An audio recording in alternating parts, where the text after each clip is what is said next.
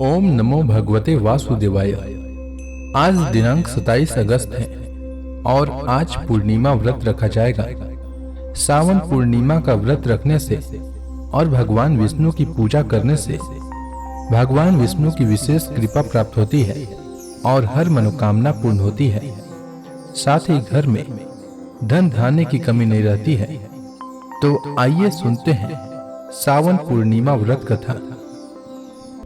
द्वापर युग में एक समय की बात है। यशोदा जी ने भगवान श्री कृष्ण से कहा, हे कृष्ण, तुम सारे संसार के उत्पन्न करता, पोषक तथा उसके संहार करता हो। आज कोई ऐसा व्रत मुझसे कहो जिसके करने से मृत्यु लोक में स्त्रियों को विधवा होने का भय न रहे तथा यह व्रत सभी मनुष्यों की मनोकामनाएं पूर्ण करने वाला हो। श्री कृष्ण भगवान ने कहा, हे माता, तुमने अति सुंदर प्रश्न किया है। मैं तुमसे ऐसे ही व्रत को सविस्तार कहता हूँ। सौभाग्य की प्राप्ति के लिए स्त्रियों को 32 पूर्णमासियों का व्रत करना चाहिए। इस व्रत को करने से स्त्रियों को सौभाग्य संपत्ति मिलती है। यह व्रत अचल सौभाग्य देने वाला एवं भगवान शिव के प्रति मनुष्य मात्र की भक्ति को बढ़ाने वाला है। यशोदा मैया ने कहा, हे कृष्ण, सर्वप्रथम इस व्रत को मृत्यु लोक में किसने किया था? इसके विषय में विस्तार पूर्वक मुझसे कहो। श्री कृष्ण भगवान ने कहा कि इस भूमंडल पर एक अत्यंत प्रसिद्ध राजा चंद्रहास से पालित अनेक प्रकार के रत्नों से परिपूर्ण कार्तिका नाम की एक नगरी थी। वहां पर धनेश्वर नाम का एक ब्राह्मण था और उसकी स्त्री अति सुशीला रूपवती थी। दोनों ही उस नगरी में बड़े प्रेम के साथ रहते थे। घर में धन धान्य आदि की कोई कमी नहीं थी। उनको एक बड़ा दुख था कि उनके कोई संतान नहीं थी। इस दुख से वह अत्यंत दुखी रहते थे। एक समय एक बड़ा तपस्वी योगी उस नगरी में आया। वह योगी उस ब्राह्मण के घर को छोड़कर अन्य सब घरों से भिक्षा लेकर भोजन किया करता था। रूपवती से वह भिक्षा नहीं लिया करता था। उस योगी ने एक दिन रूपवती से भिक्षा न लेकर किसी अन्य घर से भिक्षा लेकर गंगा किनारे जाकर भिक्षान को प्रेम पूर्वक खा रहा था कि तभी धनेश्वर ने योगी को यह सब कार्य किसी प्रकार से देख लिया। अपनी भिक्षा के अनादर से दुखी होकर धनेश्वर योगी से बोला, महात्मन, आप सब घरों से भिक्षा लेते हैं परंतु मेरे घर की भिक्षा कभी भी नहीं लेते। इसका कारण क्या है? योगी ने कहा कि निसंतान के घर की भीख पतितों के अन्न के तुल्य होती है और जो पतितों का अन्न खाता है वह भी पतित हो जाता है। चूंकि तुम निसंतान हो अतः पतित हो जाने के भय से मैं तुम्हारे घर की भिक्षा नहीं लेता। धनेश्वर यह बात सुनकर अपने मन में बहुत दुखी हुआ और हाथ जोड़कर योगी के पैरों पर गिर पड़ा और कहने लगा, हे महाराज, यदि ऐसा है तो आप मुझको पुत्र प्राप्ति का उपाय बताइए। आप सर्वज्ञ हैं, मुझ पर अवश्य ही यह कृपा कीजिए। धन की मेरे घर में कोई कमी नहीं है परंतु मैं पुत्र न होने के कारण अत्यंत दुखी हूँ। आप मेरे इस दुख का हरण करें, आप सामर्थ्यवान हैं। यह सुनकर योगी कहने लगे, हे ब्राह्मण, तुम चंडी की आराधना करो। घर आकर उसने अपने स्त्री से सब वृतांत कहा और स्वयं तप के निमित्त वन में चला गया। वन में जाकर उसने चंडी की उपासना की और उपवास किया। चंडी ने 16वें दिन उसको स्वप्न में दर्शन दिया और कहा, हे धनेश्वर, जा तेरे पुत्र होगा परंतु वह 16 वर्ष की आयु में ही मृत्यु को प्राप्त हो जाएगा। यदि तुम दोनों स्त्री पुरुष 32 पूर्णमासियों का व्रत विधि पूर्वक करोगे तो वह दीर्घायु होगा। जितनी तुम्हारी सामर्थ्य हो आटे के दिए बनाकर शिव जी का पूजन करना, परंतु पूर्णमासी को 32 हो जाना चाहिए। प्रातः काल होने पर इस स्थान के समीप ही तुम्हें एक आम का वृक्ष दिखाई देगा। उस पर तुम चढ़कर एक फल तोड़कर शीघ्र अपने घर चले जाना। अपनी स्त्री से सब वृतांत कहना। ऋतु स्नान के पश्चात वह स्वच्छ होकर श्री शंकर जी का ध्यान करके उस फल को खा लेगी। तब शंकर भगवान की कृपा से उसको गर्भ हो जाएगा। जब वह ब्राह्मण प्रातः काल उठा तो उसने उस स्थान के पास ही एक आम का वृक्ष देखा जिस पर एक अत्यंत सुंदर आम का फल लगा हुआ था। उस ब्राह्मण ने उस आम के वृक्ष पर चढ़कर उस फल को तोड़ने का प्रयत्न किया परंतु वृक्ष पर कई बार प्रयत्न करने पर भी वह चढ़ नहीं पाया। तब तो उस ब्राह्मण को बहुत चिंता हुई और विघ्न विनाशक गणेश जी की वंदना करने लगा। हे दयानिधे, अपने भक्तों के विघ्नों को नाश करके उनके मंगल कार्य को करने वाले, दुष्टों का नाश करने वाले, रिद्धि सिद्धि के देने वाले, आप मुझ पर कृपा करके इतना बल दें कि मैं अपने मनोरथ को पूर्ण कर सकूं। इस प्रकार गणेश जी की प्रार्थना करने पर उनकी कृपा से धनेश्वर वृक्ष पर चढ़ गया और उसने एक अति सुंदर आम का फल देखा। उसने विचार किया कि जो वरदान से फल मिला था वह यह है और कोई फल दिखाई नहीं देता। उस धनेश्वर ब्राह्मण ने जल्दी से उस फल को तोड़कर अपनी स्त्री को लाकर दिया और उसकी स्त्री ने अपने पति के कथनानुसार उस फल को खा लिया और वह गर्भवती हो गई। देवी जी की असीम कृपा से उसे एक अत्यंत सुंदर पुत्र उत्पन्न हुआ, जिसका नाम उन्होंने देवी दास रखा। माता पिता के हर्ष और शोक के साथ वह बालक शुक्ल पक्ष के चंद्रमा की भांति अपने पिता के घर में बढ़ने लगा। भवानी की कृपा से वह बालक बहुत सुंदर, सुशील और विद्या पढ़ने में बहुत ही निपुण हो गया। दुर्गा जी की आज्ञानुसार उसकी माता ने 32 पूर्णमासी का व्रत रखना प्रारंभ कर दिया था, जिससे उसका पुत्र बड़ी आयु वाला हो जाए। 16वां वर्ष लगते ही देवी दास के माता पिता को बड़ी चिंता हो गई कि कहीं उनके पुत्र की इस वर्ष मृत्यु न हो जाए। इसीलिए उन्होंने अपने मन में विचार किया कि यदि यह दुर्घटना उनके सामने हो गई तो वे कैसे सहन कर सकेंगे। इसलिए उन्होंने देवी दास के मामा को बुलाया और कहा कि हमारी इच्छा है कि देवी दास 1 वर्ष तक काशी में जाकर विद्या अध्ययन करे और उसको अकेला भी न छोड़ा जाए। इसीलिए साथ में तुम चले जाओ और 1 वर्ष के पश्चात इसको वापस लेकर लौटना। इसके बाद सब प्रबंध करके उसके माता पिता ने काशी जाने के लिए देवी दास को एक घोड़े पर बैठाकर उसके मामा को उसके साथ कर दिया। किंतु यह बात उसके मामा या किसी और से नहीं कही। धनेश्वर ने सपत्नी अपने पुत्र की मंगल कामना तथा दीर्घ आयु के लिए भगवती दुर्गा की आराधना और पूर्णमासियों का व्रत करना आरंभ कर दिया। इस प्रकार बराबर 32 पूर्णमासी का व्रत पूरा किया। कुछ समय पश्चात एक दिन वह दोनों मामा और भांजा मार्ग में रात्रि बिताने के लिए किसी ग्राम में ठहरे हुए थे। उस दिन उस गांव में एक ब्राह्मण की अत्यंत सुंदरी, सुशीला, विदुषी और गुणवती कन्या का विवाह होने वाला था। जिस धर्मशाला के अंदर वर और उसकी बारात ठहरी हुई थी, उसी धर्मशाला में देवीदास और उसके मामा भी ठहरे हुए थे। संयोगवश कन्या को तेल आदि चढ़ाकर मंडप आदि का कृत्य किया गया तो लग्न के समय वर को धनुर्वात हो गया।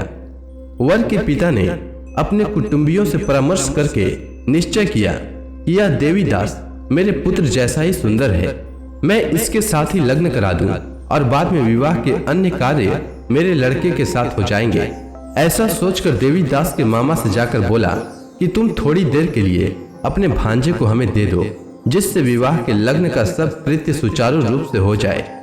तब उसका मामा कहने लगा कि जो कुछ भी मधुपर्क आदि कन्यादान के समय वर को मिले वह सब हमें दे दिया जाए, तो मेरा भांजा इस बारात का दूल्हा बन जाएगा। यह बात वर के पिता ने स्वीकार कर लेने पर उसने अपना भांजा वर बनने को भेज दिया और उसके साथ सब विवाह कार्य रात्रि में विधि पूर्वक संपन्न हो गया। पत्नी के साथ वह भोजन न कर सका और अपने मन में सोचने लगा कि न जाने यह कैसी स्त्री होगी। वह एकांत में इसी सोच में गर्म निश्वास छोड़ने लगा तथा उसकी आंखों में आंसू भी आ गए। तब वधू ने पूछा कि क्या बात है, आप इतने उदासीन व दुखी क्यों हो रहे हैं। तब उसने सब बातें जो वर के पिता व उसके मामा में हुई थी उसको बतला दी। तब कन्या कहने लगी, यह ब्रह्म विवाह के विपरीत हो कैसे सकता है। देव, ब्राह्मण और अग्नि के सामने मैंने आपको ही अपना पति बनाया है, इसलिए आप ही मेरे पति हैं। मैं आपकी ही पत्नी रहूंगी, किसी अन्य की कदापि नहीं। तब देवी दास ने कहा, ऐसा मत करिए, क्योंकि मेरी आयु बहुत थोड़ी है, मेरे पश्चात आपकी क्या गति होगी। इन बातों को अच्छी तरह विचार लो। परंतु वह दृढ़ विचार वाली थी, बोली कि जो आपकी गति होगी वही मेरी गति होगी। हे स्वामी, आप उठिए और भोजन करिए, आप निश्चय ही भूखे होंगे। इसके बाद देवीदास और उसकी पत्नी दोनों ने भोजन किया तथा शेष रात्रि वे सोते रहे। प्रातःकाल देवीदास ने अपनी पत्नी को 3 नगों से जड़ी हुई एक अंगूठी दी, एक रुमाल दिया और बोला, हे प्रिय, इसे लो और संकेत समझकर स्थिर चित्त हो जाओ। मेरा मरण और जीवन जानने के लिए एक पुष्प वाटिका बना लो, उसमें सुगंधी वाली एक नौ मलिका लगा दो, उसको प्रतिदिन जल से सींचा करो और आनंद के साथ खेलो कूदो तथा उत्सव मनाओ। जिस समय और जिस दिन मेरा प्राण अंत होगा, ये फूल सूख जाएंगे और जब ये फिर हरे हो जाएं, तो जान लेना कि मैं जीवित हूँ। यह बात निश्चय करके समझ लेना, इसमें कोई संशय नहीं है। यह समझाकर वह चला गया। प्रातःकाल होते ही वहां पर गाजे बाजे बजने लगे और जिस समय विवाह के कार्य समाप्त करने के लिए वर तथा सब बाराती मंडप में आए, तो कन्या ने वर को भली प्रकार से देखकर अपने पिता से कहा, यह मेरा पति नहीं है। मेरा पति वही है जिसके साथ रात्रि में मेरा पानी ग्रहण हुआ था। इसके साथ मेरा विवाह नहीं हुआ है। यदि यह वही है तो बताए कि मैंने इसको क्या दिया। मधुपर्क और कन्यादान के समय जो मैंने भूषण आदि दिए थे उन्हें दिखाए तथा रात में मैंने क्या गुप्त बातें कही थी वह सब सुनाए। पिता ने उसके कथनानुसार वर को बुलवाया। कन्या की यह सब बातें सुनकर वह कहने लगा कि मैं कुछ नहीं जानता। इसके पश्चात लज्जित होकर वह अपना मुंह लेकर चला गया और सारी बारात भी अपमानित होकर वहां से लौट गई। भगवान श्री कृष्ण बोले, हे माता, इस प्रकार देवीदास काशी विद्या अध्ययन के लिए चला गया। जब कुछ समय बीत गया तो काल से प्रेरित होकर एक सर्प रात्रि के समय उसको डसने के लिए वहां पर आया। उस विषधर के प्रभाव से उसके शयन का स्थान चारों ओर से विष की ज्वाला से विषैला हो गया, परंतु व्रतराज के प्रभाव से उसको काटने न पाया, क्योंकि पहले ही उसकी माता ने 32 पूर्णिमा का व्रत कर रखा था। इसके बाद मध्याह्न के समय स्वयं काल वहां पर आया और उसके शरीर से उसके प्राणों को निकालने का प्रयत्न करने लगा, जिससे वह मूर्छित होकर पृथ्वी पर गिर पड़ा। भगवान की कृपा से उसी समय पार्वती जी के साथ श्री शंकर जी वहां पर आ गए। उसको मूर्छित दशा में देखकर पार्वती जी ने भगवान शंकर से प्रार्थना की कि हे महाराज, इस बालक की माता ने पहले 32 पूर्णिमा का व्रत किया था, जिसके प्रभाव से हे भगवान आप इसको प्राण दान दें। भवानी के कहने पर भक्त वत्सल भगवान श्री शिव जी ने उसको प्राण दान दे दिया। इस व्रत के प्रभाव से काल को भी पीछे हटना पड़ा और देवी दास स्वस्थ होकर बैठ गया। उधर उसकी स्त्री उसके काल की प्रतीक्षा किया करती थी।